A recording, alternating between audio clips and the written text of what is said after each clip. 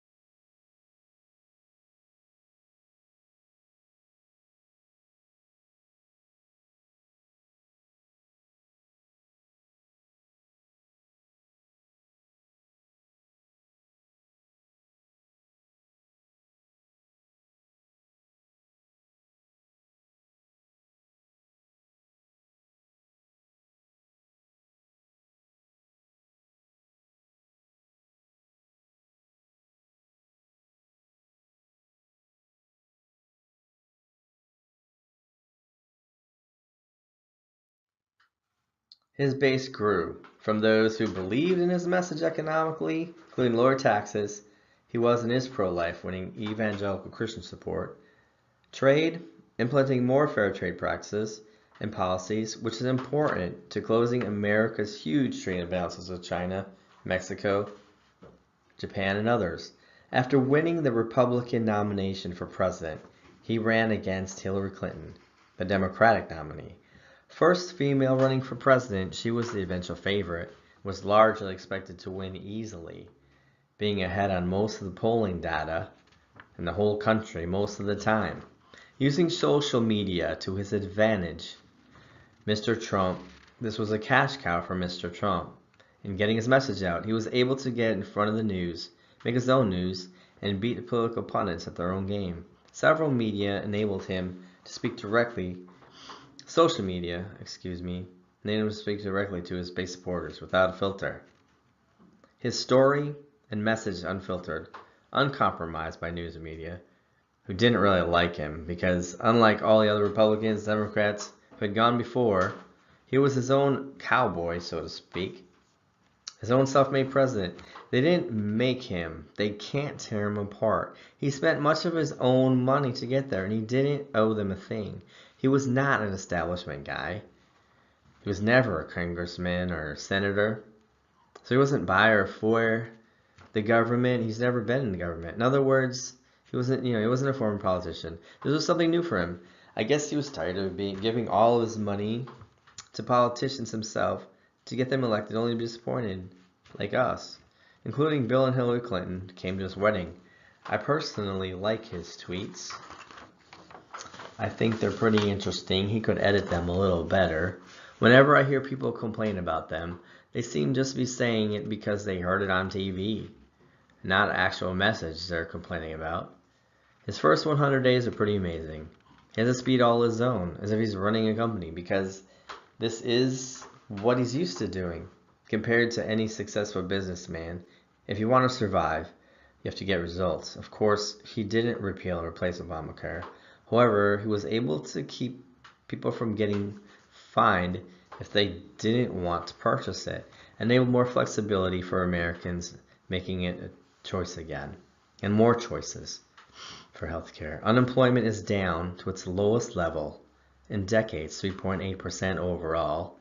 Black unemployment, way down. Hispanic unemployment, both of these statistics are lowest in decades. In fact, now there are more jobs than there are people to fill them. He has cut through a lot of regulation, red tape for workers, companies. Obama was practically shutting down the coal industry, for example, moving way too fast, causing many people in West Virginia, Pennsylvania, Ohio, and other major coal regions to lose their jobs. Of course, it needs to be regulated.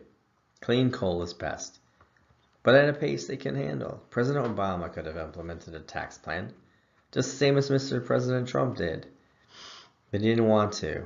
This was the idea of Representative Paul Ryan, who was the Speaker of the House. He's from Wisconsin, where I'm originally from. He's going to retire soon, but this was his idea. This is a tax plan he wanted to implement for a few years now. Trump let him do it, and Congress passed it into law. Now our GDP is a robust 2.5%, with projections of up to 4% economic growth, just like in the 80s, when we had 2.5% to 4% GDP. And also, unemployment now for 18 to 24-year-olds is the lowest in 50 years. The most impressive accomplishment, by far, of Mr. President Trump's presidency is his meeting with the dictator of North Korea, Kim Jong-il. It's the most impressive. No other president has been able to convince him to sign an agreement, but Mr. Trump did. Whether he will actually honor it is another story. Not likely, in my opinion. However, he is not his father or his grandfather. He knows and sees his people suffering. I believe he does care, and has a sincere desire, at least, to try something new. Plus the fact he's more westernized than the last two leaders, being his father and his grandfather. One example being his friendship with Scottie Pippen, former basketball star, with Michael Jordan. of the 1990 Chicago Bulls. Mr. President Trump, to his credit, is taking hard challenges head on. We need borders. The idea of a southern wall with Mexico, I believe, is a good one. We all want to be safe. It's true, Al-Qaeda and ISIS operatives are coming across the southern Mexico border as well. We all want to be safe. We need fair trade. I lock my door before I go to bed, and don't you? I don't want any strangers camping out in my yard, or trespassing, or trying to break in. We all want fair trade as well. China has a trade imbalance with us, hundreds of millions of dollars every year. Just not fair. So I think it's refreshing to have a president, once again, fight for us.